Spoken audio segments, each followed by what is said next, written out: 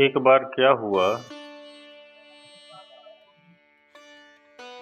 जगन्नाथपुरी के पास एक गांव से एक बूढ़ा आदमी, जिसकी एक बेटी थी और जिसके दो बेटे थे। बेटे बड़े ताकतवर, सामान्य भाषा में कहें तो क्षेत्र के मवाली गुंडा, सामान्य भाषा उस क्षेत्र के वो बड़े दमदार, वो बड़े प्रभावशाली आदमी थे। तो भाई थे, दोनों बढ़िया थे और उनकी एक बहन। बूढ़ा बाप। एक दिन बाप का मन हुआ कि जरा मैं वृंदावन घूम के आऊं, बिहारी जी का दर्शन करके आऊं, भगवान का दर्शन करके आऊं। तो गांव का एक बढ़िया सा लड़का, सुंदर जवान लड़का, एक सुंदर लड़का, सब उसके साथ बूढ़ा आदमी बोला, तेरा किराया खर्चा मैं उठाऊंगा, जरा तू चल, मुझे तीर्थ यात्रा करा दे। मेरे बेटे तो गुंडे हैं, ये तो जाएंगे नहीं, बड़े दुष्ट हैं, तू ही चल, जरा तू मुझे तीर्थ यात्रा करा दे। तो गांव का वह लड़का, उस लड़के का कोई नहीं था, न माँ थी न बाप था, बड़ा भोला था, बड़ा सुंदर था, बड़ा संस्कारी था, सीधा था और वो जगन्नाथ जी का बड़ा उपासक था। बोला, चलो तीर्थ यात्रा हम भी चलेंगे। तो वह बच्चा और वह बूढ़ा दोनों चले। चलते चलते चलते वृंदावन आए और उस बच्चे ने उस बूढ़े की खूब सेवा करी, समय से खिलाना पिलाना, समय से उसके कपड़े लत्ते धुलना, उसकी लंगोटी तक धुलता, सारी सेवाएं करता, सब पूजा पाठ में सहयोग कर, पुष्प तोड़ कर लाता, जल लाता और बूढ़ा जो जो करता उन सब में वो सहयोगी बना। एक दिन क्या हुआ कि साक्षी गोपाल जी के मंदिर में वह बूढ़ा दर्शन करने गया भगवान कृष्ण जी। तो वो दर्शन करके लौटे तो वहां मंदिर प्रांगण में ही बैठ गए और वह बच्चा उसके पाँव में तेल लगाने लगा। आप थक गए हैं, जरा मालिश कर दूं, यहीं बैठे हैं। और बढ़िया मालिश करके उसने जूते पहनाए। तो वह बाप बड़ा प्रसन्न, वो जो बूढ़ा था वो बड़ा प्रसन्न हो और उसने कह दिया, साक्षी गोपाल जी के मंदिर में बैठकर कह दिया, सुन, तूने अपनी सेवा से मेरा दिल जीत लिया, मेरी एक बेटी है, तू चलना, मैं अपनी बेटी का विवाह तुझसे करूंगा, चलना तू, मैं वचन देता हूँ तुझको। उसने कहा ठीक है। उसने तो कुछ कहा ही नहीं था, वो तो अपनी सेवा कर रहा था। अब ये तीर्थ यात्रा करके लौट करके अपने गांव गए। तो उस बच्चे ने कहा, आपने कहा था बेटी का विवाह करूंगा, तो करो, तो विवाह करो मेरा। तो बूढ़ा आदमी गांव में जाकर मिट गया, भूल गया। उसने कहा, मैंने कहा ही नहीं, नहीं कहा मैंने। अच्छा, उसे अपने बेटों का डर लगा कि मेरे बेटे तो मेरी सुनते ही नहीं। मैं कहूँगा कि बेटी का इससे विवाह करोगे तो मेरे बच्चे ये इतने दुष्ट हैं कि यह तो इससे विवाह करने ही नहीं देंगे। तो बूढ़े को भी लगा कि चलो कह दिया, मना कर देता हूँ। उसने कह दिया ना कि मैंने नहीं कहा कि शादी करूँगा, विवाह करूँगा, तूने सेवा की, उसका कुछ पैसा वैसा ले ले। बच्चे ने कहा, पैसा नहीं, तुमने कहा था, झूठ क्यों बोल रहे हो, तीर्थ यात्रा करके आए, कहा था बेटी का विवाह करूँगा, जल्दी से अपनी बेटी का विवाह आप मुझसे करो। आपने ही कहा था, मैंने थोड़ा कहा था। उस बच्चे ने पंचायत बुला ली। पंचायत हुई। पंचों ने कहा, क्यों भाई, क्या मामला है? बोले, इन्होंने कहा था कि अपनी बेटी का विवाह मुझसे करेंगे और अब ये कह रहे हैं कि हमने कहा ही नहीं। तो पंचायतों ने कहा कि भाई ये बताओ, जब इन्होंने कहा था कि अपनी बेटी का विवाह करेंगे तो ये बताओ, तुम दोनों के बीच कोई तीसरा व्यक्ति भी था? गवाह कौन बनेगा, गवाही कौन देगा? कोई था? हम कैसे माने कि तुम सही कह रहे हो? बूढ़ा कह रहा है कि नहीं कहा, तुम कह रहे हो कि कहा है। भाई किसकी बात मानी जाए? कोई तो गवाह होगा, किसी के साक्षी में तो कहा होगा। तब बूढ़े ने सोचा कि हाँ, अब सही, अब तो कोई गवाह है ही नहीं। तो उस बच्चे ने कहा, वहां मंदिर में और तो कोई नहीं था, पर वहां कृष्ण कन्हैया थे, वो भगवान जी थे, गोपाल जी थे। इन्होंने भगवान के सामने कहा है कि अपनी बेटी का विवाह करूंगा। तो पंचायत ने कहा कि यदि भगवान आकर कह दें तो हम तुम्हारी बात मान लेंगे। अब वो बच्चा बड़ा भोला, अच्छा, भगवान की बात मान लोगे? हाँ। पंचायत बोली, लाओ अपने भगवान को जो गवाही दे सके। अब बूढ़े को लगा भगवान थोड़ी गवाही देने हैं। पंचायत उठी, सब अपने अपने घर पर वो बच्चा माना नहीं, वो पैदल ही चला। उसके पास तो किराया भाड़ा था ही नहीं, वो गरीब था। पैदल चला जगन्नाथ जी से सीधा वृंदावन।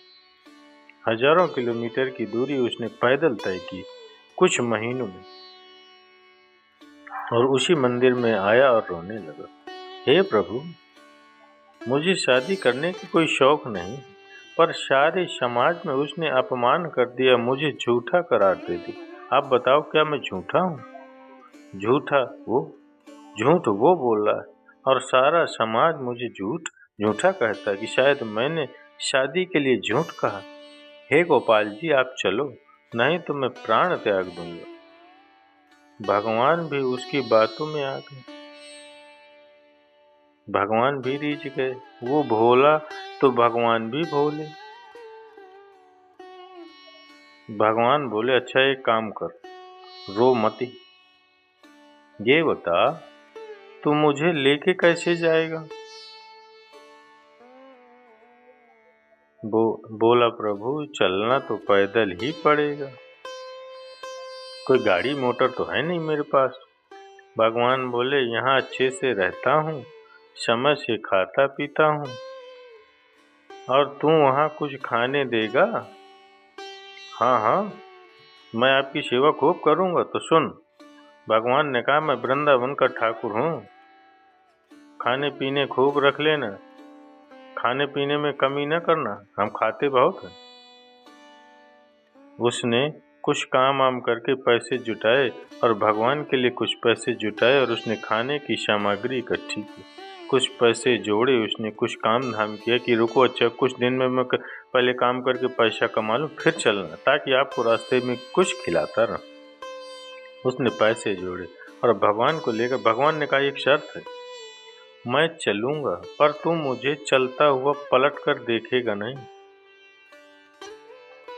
यदि देख लेगा तो मैं वहीं रुक जाऊंगा। तो उसने कहा, मुझे क्या पता कि आप मेरे साथ चल रहे हैं, मैं वहां पहुंच गया और पता चला कि आप आए नहीं, तो फिर दौड़ के आना पड़ेगा।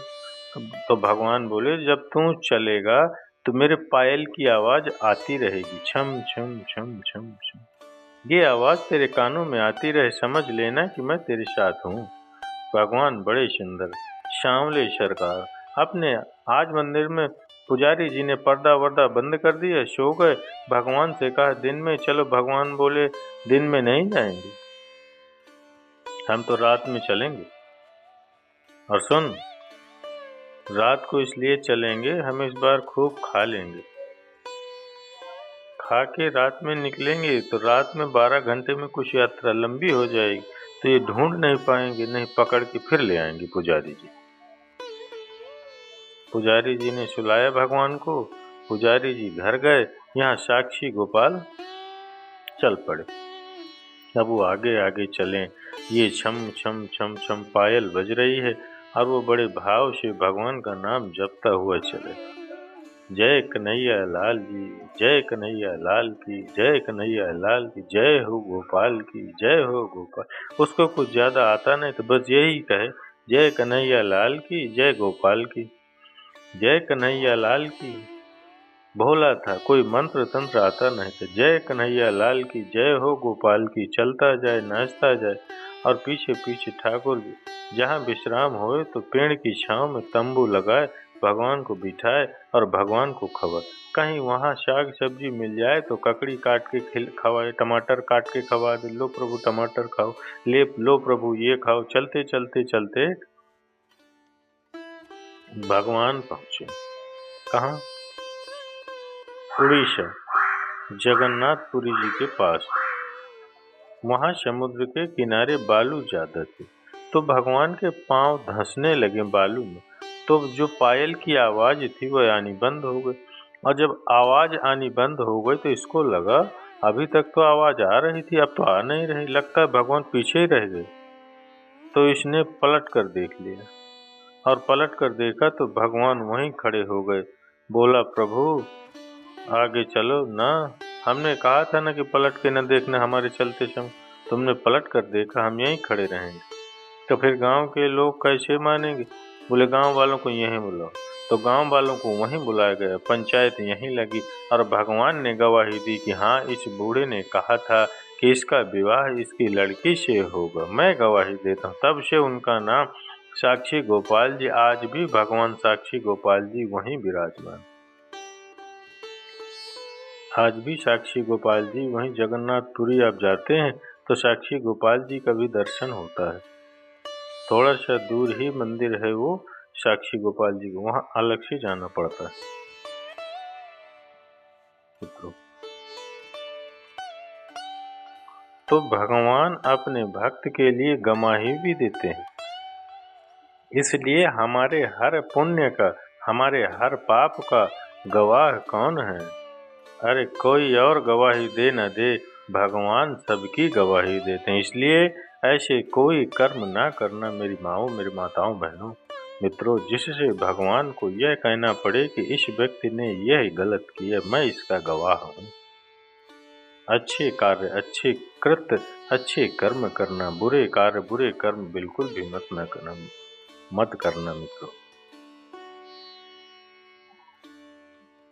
मनुष्य का कल्याण हो जाएगा यदि वो भगवान पर विश्वास करके अपने अच्छे कर्म करने लग जाए। तो चलिए मित्रों, माताओं, बहनों, अगर ये कथा आप सभी शिव भक्तों को अच्छी लगी हो तो इसके लिए एक लाइक अवश्य करिएगा और कमेंट्स में जय जय श्री राधे, जय जय श्री कृष्ण, जय श्री साक्षी गोपाल की जय अवश्य लिखिए।